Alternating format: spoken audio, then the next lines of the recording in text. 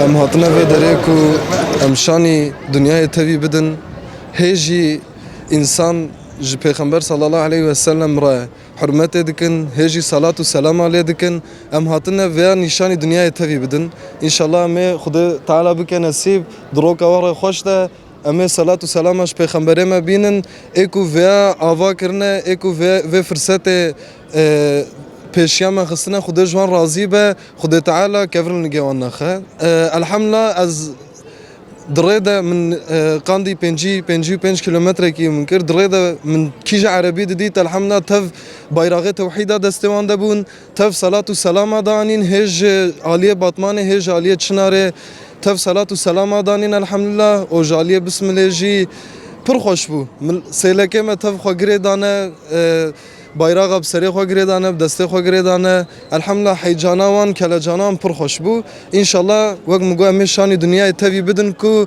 هجی حسکریه صلی الله علیه و سلم د قلبی وی ملتی ده هيا وی ملتی تجاری جبirنا که حسکرنه او her zaman mücadele bede inşallah. İlk defa Diyarbakır Kutludoğum etkinliğine geliyorum. 4 yıl aradan sonra Kutludoğum heyecanı yaşamak üzere Bursa'dan 17-18 saatlik bir yolculuk yaparak geldim. Bu heyecan bambaşka bir heyecan.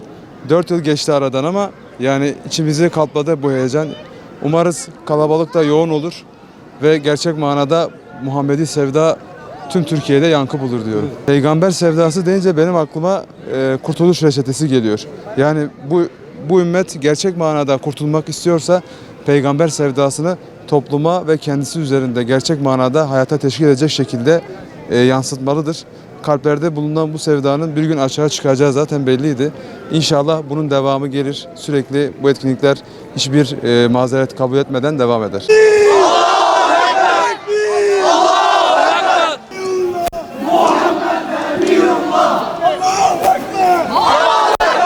İnsan gereği en önemli gerek Müslüman be.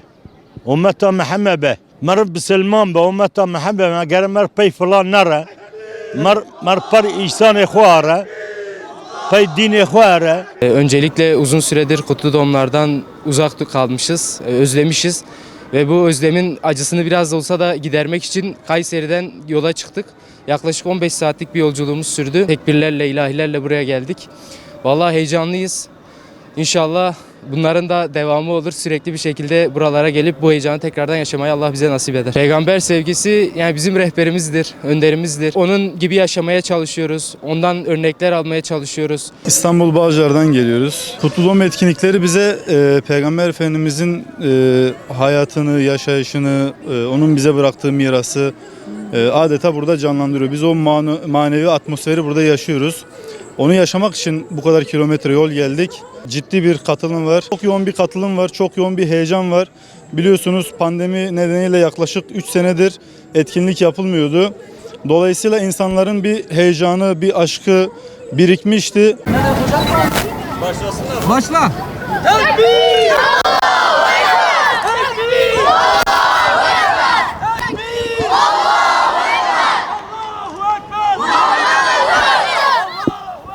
2-3 gündür çok heyecanlıyız. Senedir hiç gitmemiştik, çok özlemiştik yani.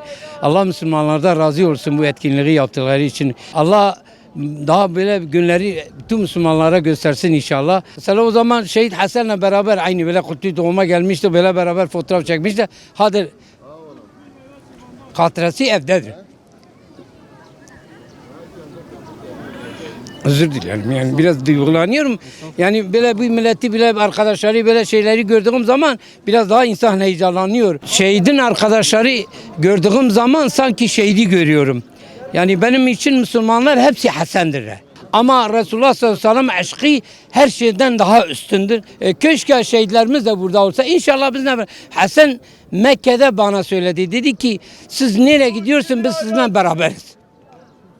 Şu anda o da bizimle beraber. Şu anda arkamda da duyuyor yani. Öyle hissediyorum. Hatay İskenderun'dan geldik. Muhammed'i sevda için buluştuk. Biz deprem bölgesinden geliyoruz. Deprem büyük bir etki yaptı bizde ama elhamdülillah deprem de olsa, yıkıntı da olsa bu aşk, Muhammed'e aşk başkadır. Bu yüzden İskenderun'dan buraya yola çıktık elhamdülillah gençlerimizle birlikte. Rabbim bu etkinlikleri artırsın.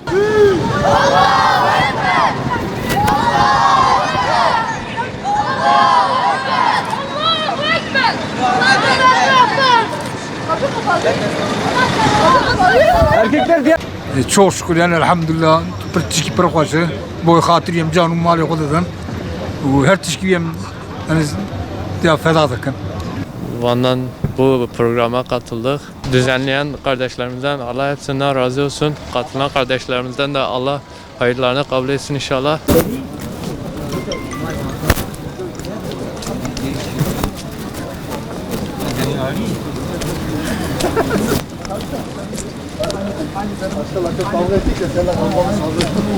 Peygamber Efendimiz için geldi. Kutlu doğum için geldi. Ama benim canımı ona feda ediyorum. Peygamber Efendimiz diyor ki bir gece diyor ki birisi rüyada gördü.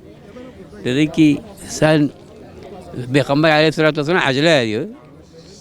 Dedi ki niye acele ediyor? Diyor, birisi diyor Peygamber ya Resulallah ne için acele ediyor? Diyor ki Diyarbakır'a gidiyorum. Diyarbakır'da şey var. Salavat bize getiriyorsa onun için ben acele ediyorum.